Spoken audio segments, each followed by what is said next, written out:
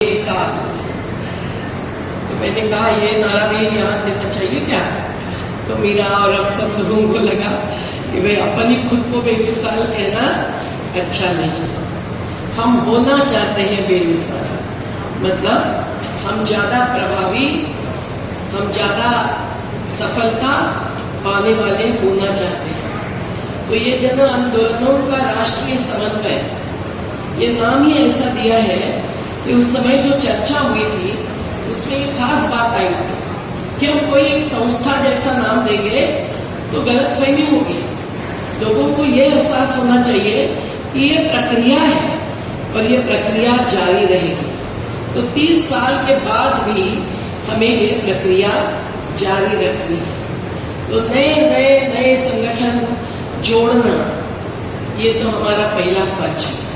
इसके लिए हमारे युवा साथी, मीरा बहन है, राही बहन है, अरुंधति है, हमारे सभी साथी इसमें लगे हुए हैं। कहीं तो अभी आ भी नहीं पाए इस बार, क्योंकि उत्तर प्रदेश बिहार की गाड़ियां बंद हो गई और कईयों को कुछ न कुछ दिक्कत होती है खर्चा करने से लेकर। लेकिन हम जानते हैं कि यहाँ जो उपस्थित है इसके अलावा और दसाओं संगठन है जो भी हमारे साथ जुड़े हुए हैं। तो जब हम लोग संगठनों का समन्वय बनाना चाहते हैं तो कुछ संस्थाएं होगी, कुछ पब्लिक ट्रस्ट एक्ट के तहत ट्रस्ट घोषित होगी।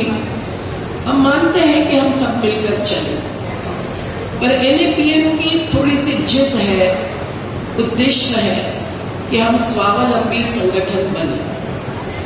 अभी इस जगह इतने बड़े आयोजन का खर्चा जैसे अपन अपने दम पर किया, वैसे NAPM देशी और सामाजिक समर्थन और सहयोग के आधार पर चलता आया है और चलना चाहता है।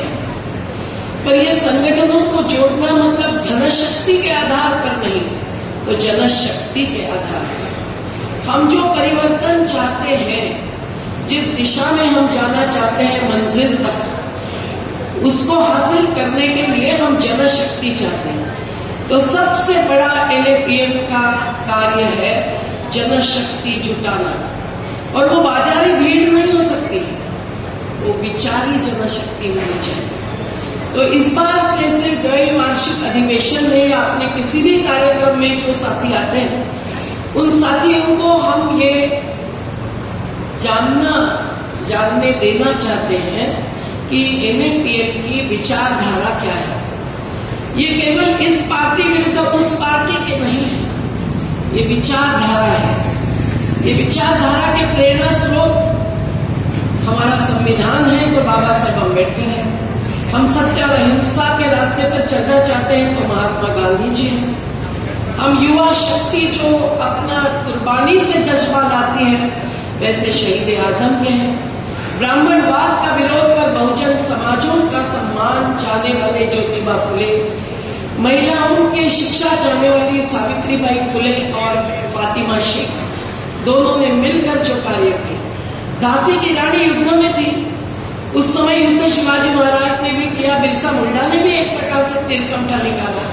पर हम उस धरती आबा से जल जंगल जमीन के आग्रह की प्रेरणा चाहते हैं, और उसको बचाने के लिए जो संगठन आज कार्यरत है, वो संगठन, ये सभी की प्रेरणा लेकर मैं और 10 नाम ले सकती हूँ। पर अपने अपने क्षेत्र में अपने अपने प्रेरणा स्रोत होते हैं। दक्षिण भारत के, उत्तर भारत के, पश्चिम भारत के, उत्तर पूर्व के। हम लोग मानते हैं कि ये सभी एक प्रकार से जनता को समता न्याय के रास्ते पर, सर्वधर्म जाति के पार इंसानियत के आधार पर और इस विचारधारा के आधार पर कि जिसके आधार पर ऐसा परिवर्तन आए कि जो समता और न्याय हर नागरिक के लिए हासिल करे। नहीं जाति भेद, नहीं धर्म भेद, नहीं लिंग भेद, और वर्ग भेद तो तब तक रहेगा जब तक गैर बराबरी दूर नहीं होगी। तो हम लोग जनतांत्रिक समाजवाद, सत्तावाद के पक्ष में नहीं है। और ये मूल्य है, ये शब्द नहीं है जो 1976 में आया संविधान में, देर सही अंधेर नहीं। तो हम लोग उसके आधार पर चलना चाहते हैं। तो ऐसे संगठन जितने जितने अपने राज्य में, अपने जिले में है, अपने क्षेत्र में, अपने देश में है, उनको जोड़ने के लिए क्या सब लोग मेहनत करेंगे? सही में सोच कर हाथ उठाओ भाई। धन्यवाद, जिंदाबाद। तो अगला द्वैवार्षिक अधिवेशन, इसमें भी कम जगह पड़ेगी, इतना बड़ा होगा ये हमारा विश्वास है। ऐसा जब जुड़ना पड़ता है तो कुछ मतभेद के मुद्दे हो सकते हैं, ऐसा नहीं कि मतभेद नहीं होगा, पर मतभेद से मनभेद नहीं हो, इतनी अपनी ख्वाहिश है। और इसीलिए हम एक बुनियादी विचारधारा जो मानते हैं उनके साथ जुड़कर आगे बढ़ना चाहते हैं। हाँ, एक दूसरे के मुंह पर अगर गालियां देने लगे, क्रिटिसाइज करने लगे, तो हम सोचते हैं भाई अलग अलग चलो, उसी मंजिल तक चलो।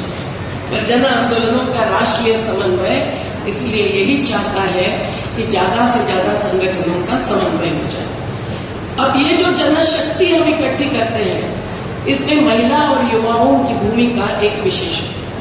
हमारे जैसे बुजुर्ग आप जानते ही, लेकिन युवाओं ने, जबकि हम चाहते हैं कि ज्यादा आगे आना चाहिए, तब हम चाहते हैं कि आज के युवा जो व्हाट्सएप यूनिवर्सिटी के स्टूडेंट्स बन गए हैं, वो व्हाट्स डाउन देखने के लिए तैयार है। तो हमारा संगठनात्मक बल और उसमें युवा शक्ति तभी प्रभावी होगी जब उनका हम प्रबोधन कर पाएंगे। हम प्रशिक्षण नहीं करेंगे, वो स्व शिक्षा दे पाएंगे। हम चाहते हैं अपने अपने आंदोलन के, अपने अपने संगठन के युवाओं को कि हर चीज जो उनके सामने आए, कोई पुस्तक, कोई पर्चा, तो वो पढ़े, वो ऐसा ही देखकर कचरे में नहीं जाए और उस पर वो सोचे। इस अधिवेशन में भी बैठे हुए हर युवा जब कान खोलकर सुनते हैं और दिमाग खोलकर सोचते हैं, तब असर बहुत ज्यादा होता है। नहीं तो आज कावड़ यात्रा में चलते हैं, ये यात्रा में चलते हैं, कोई नेता आएगा तो दौड़ के जाते हैं, क्या न क्या झंडे उठाते हैं। हम चाहते हैं कि वो खुद को उठाए, अपने व्यक्तिगत जीवन से जरा सा ऊपर उठने पे। करियर ऐसा उद्देश्य नहीं होता है। वो बन जाते हैं अपने इर्द गिर्द में जो भी वंचित, शोषित, पीड़ित दिखते हैं, उनके लिए जितना हो सकता है वो योगदान देने के लिए। ऐसी युवा शक्ति खड़ी करना भी NAPM का एक बहुत बड़ा कर्तव्य है और आप सब लोगों को ऐलान है। सही तो हम कम पढ़ते हैं आज की परिस्थिति में, ये मुझे भी बहुत महसूस होता है, क्योंकि बहुत सारे क्षेत्र के युवा तत्काल नौकरी ढूंढना चाहते हैं। नौकरी ढूंढना चाहते हैं तो कॉर्पोरेट नौकरी में ज्यादा पैसा मिलेगा, इसलिए उधर जाना चाहते हैं। बहुत सारे अनुभवों से, पर हम लोग निराश नहीं होते हैं। हम मानते हैं कि जो समाज में परिवर्तन आया है, हम कहते हैं कॉर्पोरेटाइजेशन, हम कहते हैं कैपिटलिज्म, पूंजीवाद वगैरह, उसका असर सभी पर पड़ेगा ही। अपने परिवार के युवाओं पर पड़ेगा, अपने गांव के युवाओं को पड़ेगा, और युवा में युवक और युवती भी लानी पड़ेगी। जो कहीं भी अत्याचार की घटना होती है तो माता पिता जाने नहीं देते। ये सब के पार जाकर अपने को युवा शक्ति जुटानी है। मैं थोड़े में इतना ही कहती हूँ। महिला शक्ति जो अपने को जुटानी है, वो भी बहुत महत्वपूर्ण। नर्मदा आंदोलन को अभिमान के साथ ये कहेगा कि हमारी इतनी महिला शक्ति के ऐसा कोई कार्यक्रम होता है तो हॉल महिलाओं से ही भर जाता है। भाइयों को इधर उधर कैसे वैसे खड़े करके अपनी जगह ढूंढनी पड़ती है। लेकिन ये महिलाओं की शक्ति, जिनका ईडियम अलग होता है, जिनका मीडियम अलग होता है, जो नाचती है, गाती है, उनके अंग में आती है देवी, और वो अधिकारियों को सवाल करती है। वो जाती है कहीं तो कब्जा करके अधिकारी के कुर्सी पर बैठ कर कहती हूँ मैं भी अधिकारी हूँ, मेरी जल जंगल जमीन थी। हमारी मछुआरा श्यामा बहन कहती है 5 एकड़ के लिए किसान लग रहे हैं, हम तो 40,000 हेक्टेयर का जलाशय हमारे खेती का आधार मानते हैं, मत्स्य खेत का। तो इस प्रकार से महिलाओं की ईडियम, जो हम विश्व बैंक से बात करते हैं तो कहीं कॉलर पकड़कर माँ पूछती है बेटा मैं तो डरती हूँ, ये क्या करें, हमको बोलेंगे हिंसक है। नहीं, वो हिंसक नहीं होती है। महिलाओं का सवाल, उनकी भाषा बहुत अलग होती है, जो प्रभावित करती है किसी भी जागतिक स्तर के अधिकारी को भी। जब वो पूछती है बेटा तुम्हारे घर में कोई माँ है कि नहीं, तुम्हारी बहन है कि नहीं, कोई बहू है कि नहीं। हमको ट्रांसलेट करना पड़ता है, पर उनको सालों तक याद रहता है कि क्या अनुभव आया था उस माँ के सवाल का, और वो जवाब दे नहीं सकते हैं, पर उनकी चिंतन आगे बढ़ती है। तो महिलाओं की शक्ति जिनमें चिवटता होती है, जो धरना भी छोड़कर नहीं जाती है, जिनमें सृजनशीलता होती है, गानों में, नारों में, सब में, वो बहुत जरूरी होती है। और महिला शक्ति के आधार पर प्रकृति के साथ सबसे ज्यादा जुड़ाव महिलाओं का होता है, क्योंकि बच्चे को पानी भी पिलाना है तो महिला परेशान होती है, भोजन भी खिलाना है महिला परेशान होती है। तो ये सब जो हम कहते हैं कि अस्तित्व के मुद्दे हैं, अस्मिता को आगे बढ़ाकर इन मुद्दों को दड़पने का, गाड़ने का जो काम आज की राजनीति करती है, आज की अर्थनीति राजनीति से जुड़कर करती है, उसके पार हम लोगों को ये अस्तित्व के सवाल आगे बढ़ाने के लिए महिलाओं की जो भावनात्मक और विचारात्मक जुड़ाव की ताकत होती है, उसको सामने लाना पड़ता है। हम चाहते हैं कि हर संगठन अपने साथ कितनी महिलाएं हैं, हर मंच पर कितनी महिलाएं हैं, हर समिति में कितनी महिलाएं हैं, इस पर सोचे बिना आगे नहीं बढ़ सकता है। नारी के सहभाग बिना हर बदलाव अधूरा है, और जब जब नारी लड़ती है सरकार की कुर्सी हिलती है। तो ये बहुत जरूरी है हम लोगों को, सभी को। जबकि ये जनतांत्रिक बात आज भी समाज संजय भाई ने की, उसको अपनानी है। तो हम कभी कम पढ़ते हैं, कभी ताकत दिखाते हैं। हम लोगों को इसकी एक संगठन में अनुशासनिक व्यवस्था डालने की जरूरत है। 30 साल में जितने भी द्वैवार्षिक अधिवेशन हुए, जितनी भी चुनौती थी चुनाव करने की कार्यकारिणी के सदस्यों की, राज्य स्तर पर कई चुनौतियां होती है। निर्णय लेने की समिति में कौन रहेंगे जो कि आगे ले पाएंगे। नए लोग भी, पुराने लोग भी मिलकर जब आगे बढ़ते हैं, तब एक कॉम्प्लीमेंट्री, सकारात्मक और पूरक ऐसा योगदान हो सकता है, जो भी हमको रखना जरूरी है। हम जात धर्म के पार हैं, इसकी बात करने की जरूरत नहीं।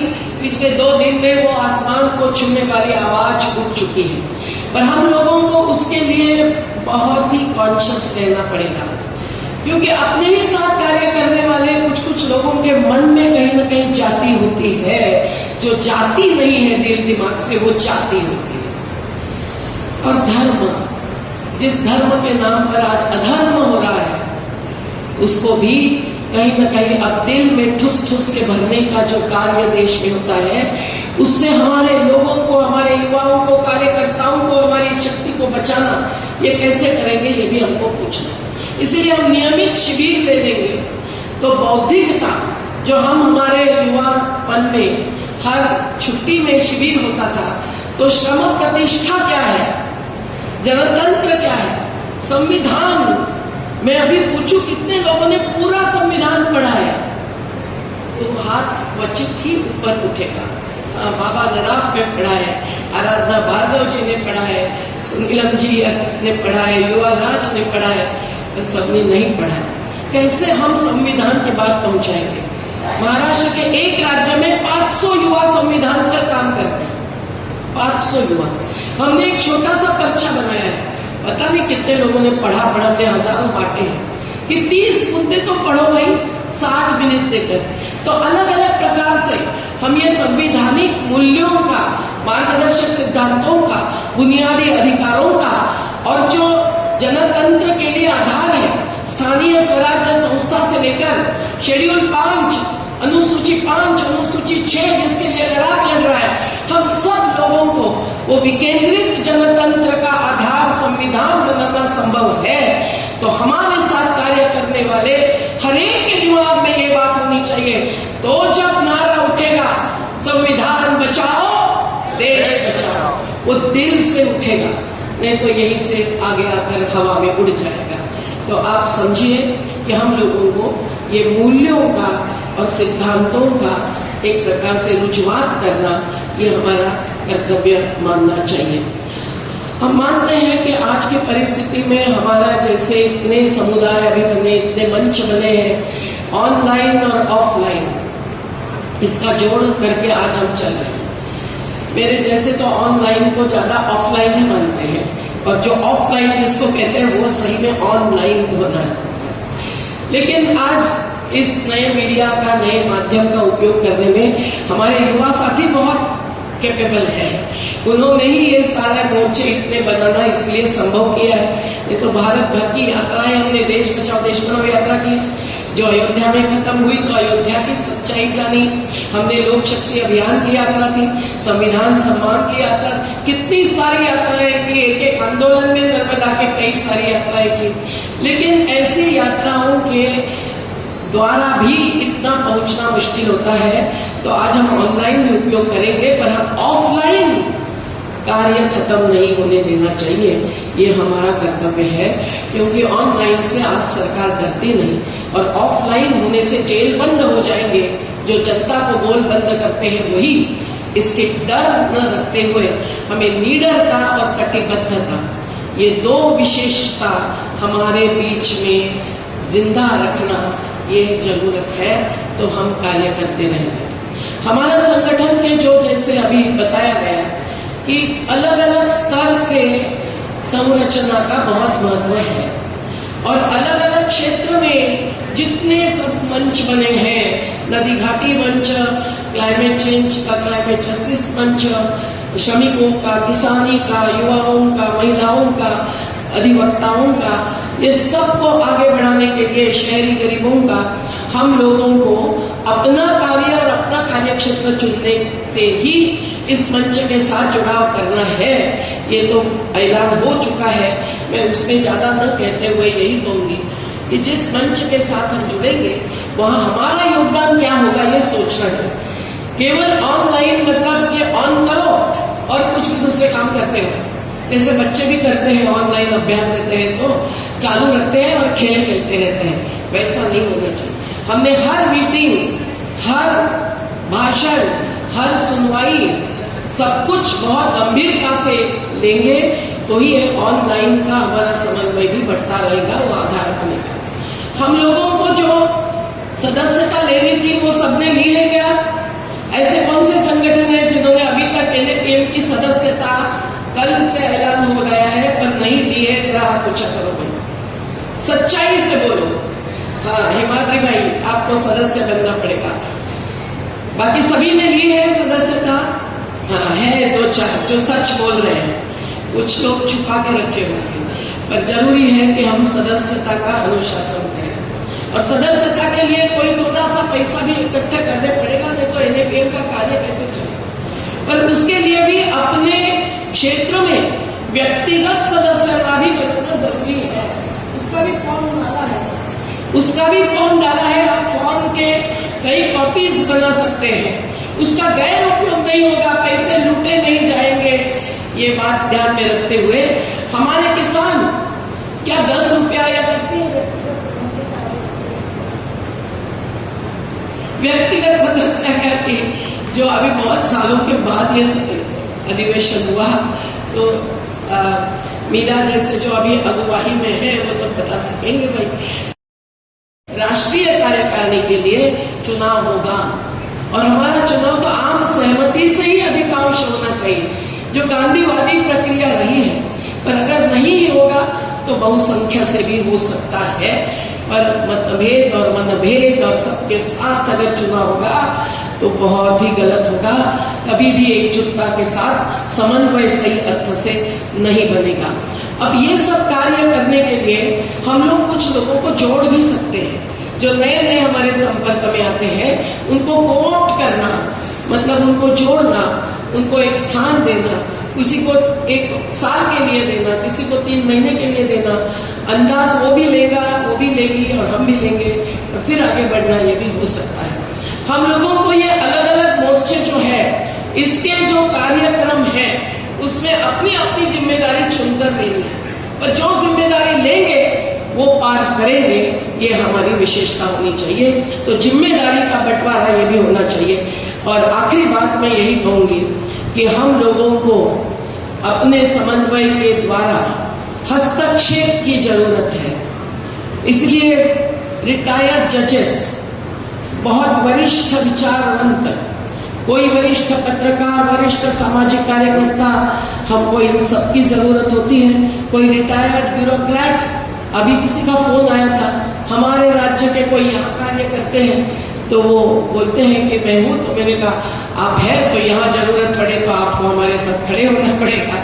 तो ये सबको हम लोगों को साथ लेकर रहेंगे तो हम कहीं जन संसद करेंगे, कहीं जन अदालत करेंगे। जो सरकार से नहीं होता है वो जनता से होती है। जो कोर्ट आज बदल गई है, न्यायपालिका में घुसपैठ है, अगर ऐसा लगता है तो हम जन अदालत खड़ी करेंगे। संसद में कुछ नहीं होता है तो हम जन संसद का रूप देंगे। इस सभी संकल्पनाओं पर जन आंदोलनों के राष्ट्रीय समन्वय ने काफी कार्य किया है। हर एक संकल्पना पर एक पत्रक बनाया है जिसको पढ़कर हम कैसे ले लेंगे। नीलम बहन वाली हर बार पूछती है कि जन सुनवाई कैसी होती है, हम लोग करना चाहते हैं। तो मुझे लगता है कि हम लोगों को ये एक एक संकल्पना, उसकी प्रक्रिया समझनी चाहिए और उसके आधार पर हस्तक्षेप होना चाहिए। चाहे महिला पर हाथरस में अत्याचार हो, चाहे कहीं भी दंगा हो, हम लोगों को जाकर जो रिपोर्ट बनाएंगे, किसी नदी पर रिपोर्ट बनाएंगे, किसी पहाड़ी ध्वस्तता पर रिपोर्ट बनाएंगे, किसी खनन से होने वाले ध्वस्तता पर बनाएंगे, हमारा ये हस्तक्षेप का आधार बनता है। पर इस सब का उपयोग करना ये भी एक बहुत बड़ा चैलेंज है। आजकल व्हाट्सएप पे फटाफट डालते हैं। आज सुबह हम उसी पे गए, बहुत सारे पुलिस इकट्ठे हुए, बोले मैडम आपने मंजूरी नहीं ली। मैंने कहा किसकी मंजूरी? चाय पीने की? किसकी मंजूरी? नदी पर जाने की? किसकी मंजूरी? ये लोगों को मिलने की? तो हंसने लगे, बोले नहीं आप बचपन से पढ़ते आए हैं, आपके बाद। मैंने कहा आपने क्या पढ़ा, क्या समझा? हम अहिंसक है कि हिंसक है? हम क्या गलत कर रहे हैं, क्या तोड़फोड़ करने आए हैं? तो देखिए भाई, मैंने कहा हमको तो लगा था कि तेलंगाना का नया सरकार कुछ अलग न्याय दिखाएगा, तो हम वो अपेक्षा करके यहाँ आए। पर वो बिलाल हमारे साथी यहाँ के आंध्र प्रदेश के बिलाल सैयद, उसको पोस्ट पुलिस स्टेशन लेके जाते हैं और फिर आखिर में छोड़ते हैं आफ्टर इलीगल डिटेंशन। तो हर कानून, हर नीति का भी अपना अभ्यास होना ये जरूरी है, ताकि पुलिस सामने आए या कोई शासन करता है, हम उनको कानूनी आधार पर सवाल कर रहे हैं। हाँ, आज कानून बदल रहे हैं, क्रिमिनल एक्ट भी बदल गए हैं, फिर भी संविधान का आधार लो, कानून का आधार लो, हमारा हस्तक्षेप जरूरी है और हम डरेंगे नहीं। आखिरी मुद्दा यही है, हम इतने सारे बैनर्स बनाते हैं, हम इतने सारे नारे लगाते हैं, हम इतने सारे गीत और कला के द्वारा अपने विचार फैलाना चाहते हैं, सुबह की प्रार्थना से लेकर हर किसी के द्वारा। धर्म तो एक ही सच्चा, जगत को प्यार देवे हम। ये साने गुरु जी की प्रार्थना बोलते हैं तो अपना दिल हिल जाता है। अपने को भी बिल्कुल ही समझ में आता है कि हम किसके साथ, किसके लिए नहीं, हम लड़े और निर्माण करें। और वो निर्माण का कार्य भी हमारे सामने एक बड़ी चुनौती है।